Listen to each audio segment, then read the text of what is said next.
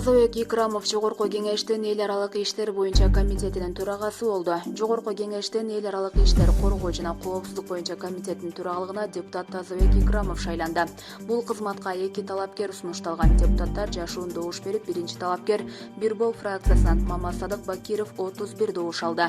Ал эми өнүгүү прогресстен Тазабек Икрамов 73 добушка ээ болуп, комитеттин жетекчилигине бекитилди. Буга чейин эл аралык иштер коргоо жана коопсуздук боюнча комитетте Исхак Пирматов жетектеп келген. Ал 28 майда депутаттык мандатын тапшырган. Андан кийин Кумтөр иши боюнча коррупцияга айыпталып 2 айга камалган. Булак Спутник KG. Бөлтүрүк мындан ары Кумтөргө ишке орношуу ачык жүрөт. Кумтөр Gold компаниясына тыштан башкаруучу болуп дайындалган Теңиз Бөлтүрүк Facebook'тагы баракчасы аркылуу кайрылуу жасады. Анда Кумтөрдөгү жумуш орундары кыскарат деген сөздөр туура эмес экенин билдирди. Ал Кумтөр алтын кенин Кыргызстандын Тоо кен тармагындагы адистерин даярдоочу жайга айландыруу планы бар экенин, кенде иштөөнү каалаган адамдардын кайрылуу көп түшүп жатканын айтты. Мага Кыргызстандын жарандары Кумтөр компаниясына жумушка орношуу маселелери боюнча күн сайын жеке жана телефон аркылуу кайрылышат. Кумтөрдөгү ачык вакансиялардын бардыгы компаниянын корпоративдик веб-сайтында жарыяланып турат. Биз кызматкерлерди конкурстук негизде тандап алабыз. Мындан ары Кумтөргө орношуу ачык, адилеттүү жана чөнчүл болот деп жазылган Бөлтүрүктүн кайрылуусунда. Булак Азаттык. Өмүрбек Бабанов Центерадан $150 миллион пара алган. Центера президенттерге $150 миллион, премьерлерге $50 миллион, депутаттарга $100 000 берип турган. Кумтөрдүн ызы-чуусунун тегерегиндеги абал жайдын аптабынан ашып өтүп катуу ысыда. Депутаттар кечээден бери суракка чакырылып, алдыңкы лөктөрү камалды. Аларга карата негизги айып 2010-2015 жылдагы чакырылыштагы депутаттардын Кумтөрдү улутташтырууга каршы чыгышып, канадалыктарга адвокат болгонунда.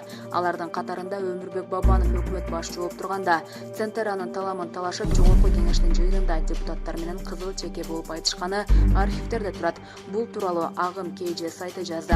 Кумтөрдөгү мыйзам бузууларды текшерүү учурунда ачыкталган айрым маалыматтарга караганда, ар бир президент жана премьер-министрдин мезгилинде Центера президентке $150 миллион, премьерге $50 миллион жана депутаттарга $100 000 берип турган экен.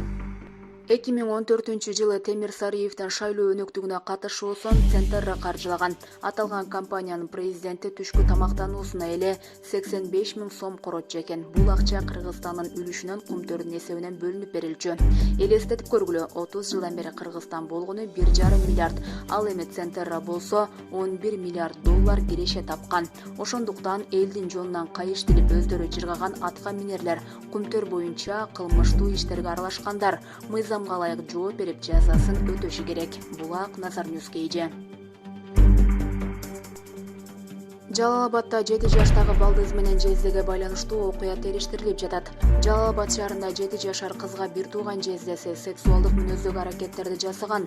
Окуя калаадагы көчөлөрдүн биринде болгон. Бул тууралуу аймактык кабарчы жеке булактарга таянуу менен билдирди. Жалалабад облустук ички иштер башкармалыгынын маалымат кызматы жаш кыздын энеси күйөө баласынын үстүнөн арыз жазганын ырастады.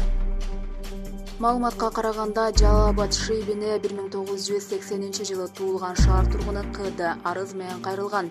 Ал өз арызында 2021 жылдын 1-июнь күнү саат 11:00 чамасында 2014 жылы туулган кызына карата 31 жаштагы ША аттуу күйөө баласы өзүнүн автоунаасынын ичинде сексуалдык мүнөздөгү аракеттерди жасаганын билдирген. Бул арыз Жалалабад Шийби тарабынан кылмыштардын жана жоруктардын бирдиктүү реестрине катталып, сотко чейинки өндүрүш иши ачылган. Жашы жете эле кызга карата тиешелүү экспертиза дайындалып, териштирүү иштери жүрүүдө. Булак Турмуш KG.